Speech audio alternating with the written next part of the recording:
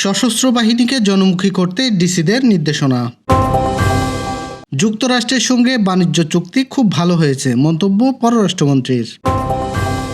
পরাজয়ের পর বিকালে সংবাদ সম্মেলন করবেন মমতা। স্থানীয় সরকার নির্বাচনের সম্ভাব্য সময় জানালেন তথ্য উপদেষ্টা। আওয়ামী লীগ নেতাদের সঙ্গে ইউএনওর মিটিং, ছবি ভাইরাল। সৌদিতে পৌঁছেছেন ৪৬,৫১৪ হজযাত্রী, মৃত্যু ৯। নিরাপত্তার নিশ্চয়তা পেলে ২ দিনের মধ্যে দেশে ফিরতে প্রস্তুত সাকিব। দর্শক, শুনছিলেন দিনের খবরের প্রধান শিরোনাম, এবার বিস্তারিত। তার আগে আমাদের ইউটিউব চ্যানেল সাবস্ক্রাইব এবং সব খবর পেতে ফেসবুক পেজ ফলো করে রাখার পাশাপাশি ওয়েবসাইট ভিজিট করুন।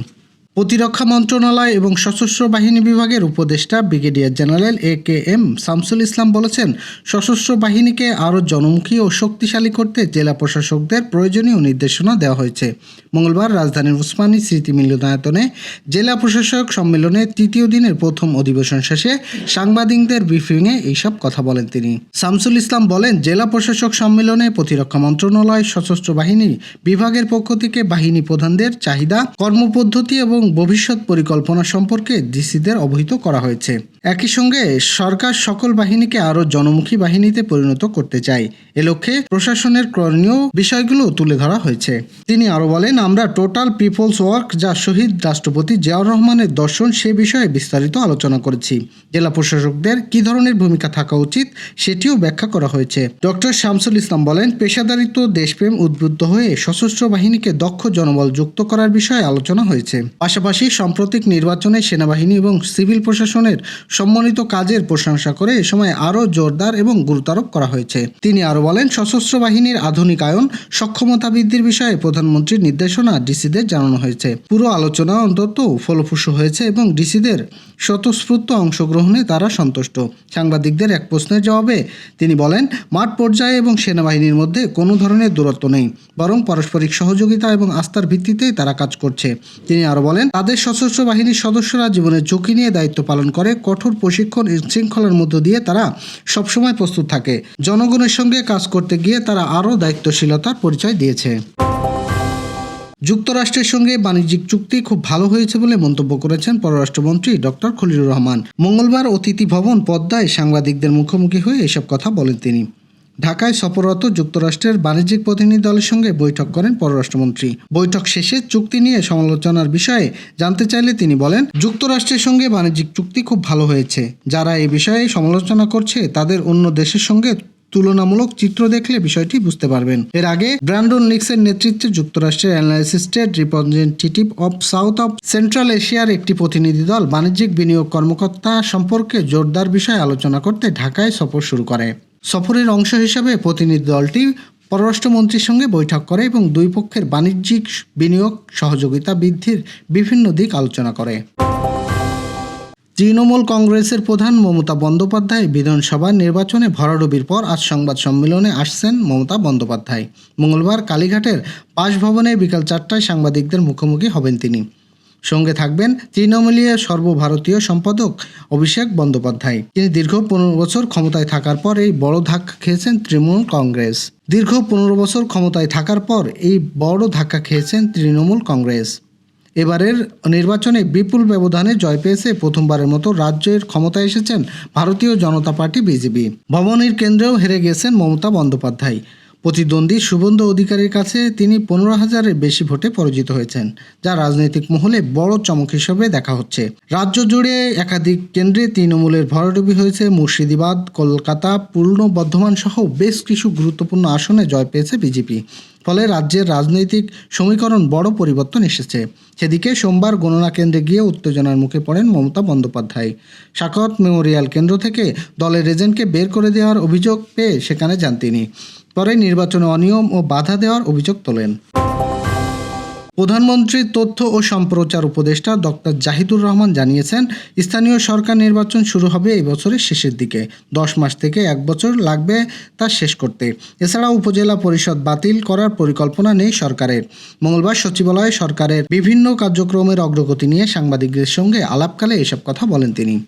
2024 সালে 5 আগস্টের পর যেসব সাংবাদিক জেলে আছেন তাদের কোনো ক্ষেত্রে তাদের অপরাধ গণহত্যার চেয়েও বেশি এর কথা জানিয়ে তথ্য ও সম্প্রচার উপদেষ্টা বলেন, এই সরকারের আমলে অন্যায়ভাবে কোনো সাংবাদিক যাতে কারাগারে না থাকেন সে ব্যাপারে সরকার সচেষ্ট।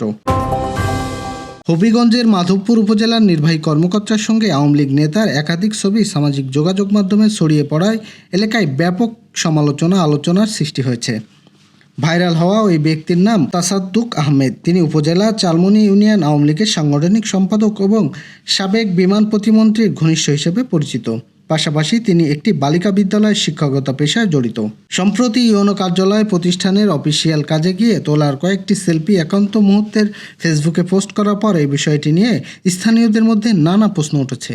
বিশেষ করে যেখানে আওয়ামী লীগের অনেক জনপ্রতিনিধি নেতাকর্মী ইউনোর প্রশাসনিক কার্যালয়ে যেতে ভীত থাকেন এমন অভিযোগ রয়েছে। এমনকি কিছু আওয়ামী লীগপন্থী চেয়ারম্যানকে ইউনো কার্যালয় থেকে রাজনৈতিক কর্মসূচিতে অংশ না গ্রহণ করার মৌলিক নির্দেশনা দেওয়ার অভিযোগ উঠেছে। চলতি বছরে হজ মৌসুমে এখনও পর্যন্ত 118টি হজ ফ্লাইট, মোট 46,514 জন বাংলাদেশি হজযাত্রী সৌদি আরবে পৌঁছেছেন। তাদের মধ্যে সরকারি মাধ্যমে গিয়েছেন 4,071 জন এবং বেসরকারি মাধ্যমে গিয়েছেন 42,443 জন। আজ সকালে হজ সম্পর্কিত সর্বশেষ বুলেটিনে এই তথ্য জানানো হয়। এদিকে হজে গিয়ে এখনও পর্যন্ত 9 জন বাংলাদেশির মৃত্যু হয়েছে।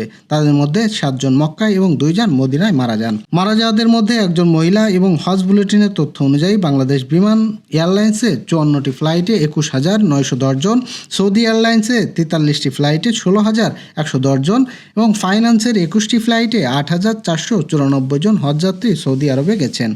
চলতি বছরে বাংলাদেশ থেকে মোট 78,500 জন হজ পালনের অনুমতি পেয়েছেন। 660টি এজেন্সি কার্যক্রম পরিচালনা করছেন, তার মধ্যে 30টি প্রধান এবং 630টি সমন্বয়কারী এজেন্সি রয়েছে। 17 এপ্রিল রাত 11:57 হযরত শাহজালাল আন্তর্জাতিক বিমানবন্দর থেকে 419 জন হজযাত্রী নিয়ে প্রথম হজ ফ্লাইট জেদ্দার কিং আবদুল্লাহ আজিজ আন্তর্জাতিক বিমানবন্দরের উদ্দেশ্যে ছেড়ে যায়। ফ্লাইটটির উদ্বোধন করেন প্রধানমন্ত্রী তারেক রহমান। হজ অফিসের তথ্য অনুযায়ী মোট হজযাত্রীর মধ্যে 4,565 জন সরকারি এবং 73,935 জন বেসরকারি ব্যবস্থাপনায় হজ পালন করবেন। দেশে ফেরার বিষয়ে আরও একবার নিজের অবস্থান স্পষ্ট করলেন দেশের ইতিহাসের অন্যতম সেরা ক্রিকেটার সাকিব আল হাসান। সরকার ও প্রশাসনের পক্ষ থেকে যথাযথ নিরাপত্তার নিশ্চয়তা পেলে 2 দিনের মধ্যেই দেশে ফিরতে প্রস্তুত তিনি। ভারতের মুম্বাই থেকে সম্প্রতি bdnews24.com-কে দেওয়া এক সাক্ষাৎকারে এমন কথা জানিয়েছেন সাকিব। সাক্ষাৎকারে টাইগার অলরাউন্ডার জানান, তার বিরুদ্ধে দায়ের করা মামলাগুলো আইনভাগে মোকাবিলা করতে তিনি প্রস্তুত, তবে প্রয়োজনীয় কেবল স্বাভাবিক নিরাপত্তা ও হয়রানি না করার প্রতিশ্রুতি। সম্প্রতি ভারতের মুম্বাই ইউএনও T20 বেলজিয়াম লিগের ইভেন্টে অংশ নিয়ে দেশের বর্তমান পরিস্থিতি ও নিজের রাজনৈতিক অবস্থান, ক্রিকেট ক্যারিয়ার নিয়ে খোলামেলা কথা বলেছেন দেশের এই ক্রিকেটার। দেশে ফেরা প্রসঙ্গে সাকিব বলেন, আমি ফিরবো, কোর্টে যাব, মামলায় লড়বো, আমার কোনো সমস্যা নেই, কিন্তু আমার নিরাপত্তা তো দিতে হবে। আমি তো বলছি না যে আমার জন্য রাস্তা বন্ধ করে দিতে হবে না বা পুলিশ 4টা গাড়ি সামনে থাকবে, এমন স্বাভাবিক নিরাপত্তা তো আছেই। আইনি প্রক্রিয়া শেষ না হওয়া পর্যন্ত কোনো হয়রানি না হবে এইটুকু গ্যারান্টি কালকে দিলে হলে আমি পরশুই দেশে ফিরব। এ সময় তিনি দাবি করেন, তার ব্যাংক অ্যাকাউন্ট ফ্রিজ করে রাখা তিনি চেক বাউন্সের মতো সাধারণ মামলাগুলোকেও নিষ্পত্তি করতে পারছেন না। 1.5 বছর তদন্তে চললেও তার বিরুদ্ধে কোনো অনিয়ম পাওয়া যায়নি বলে তিনি দাবি করেন। দর্শক, এই ছিল দুপুরের আয়োজন। সন্ধ্যার খবর দেখার আমন্ত্রণ রইল। এতক্ষণ সাথে থাকার জন্য ধন্যবাদ।